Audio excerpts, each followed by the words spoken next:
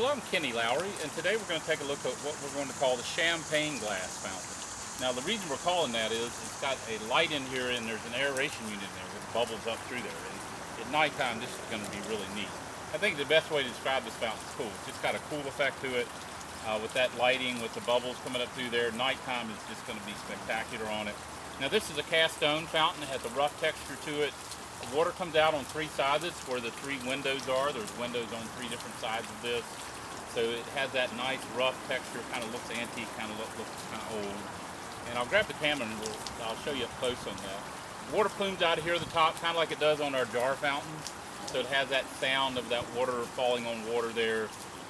So it's kind of similar to a jar fountain, but the main difference is the cast stone versus the glazed pottery. And these windows here, these windows just a really neat effect.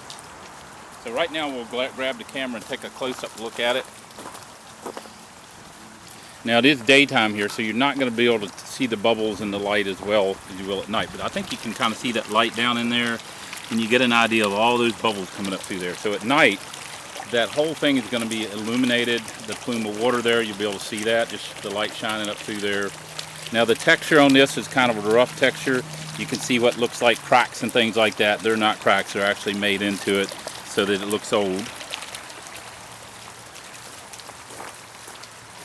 We'll go over here on this side and you'll see the bubbles in there coming up through that window.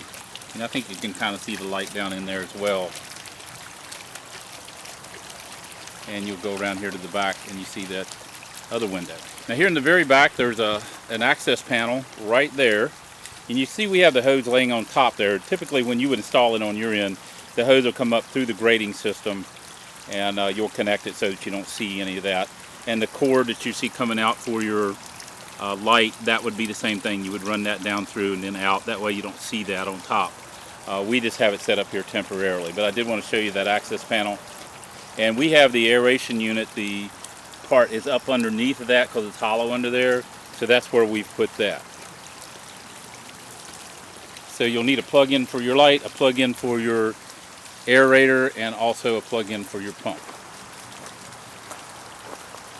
As always, if you have any questions, you can reach me at 540-948-2239 or email me, Kenny@southerngraceva.com.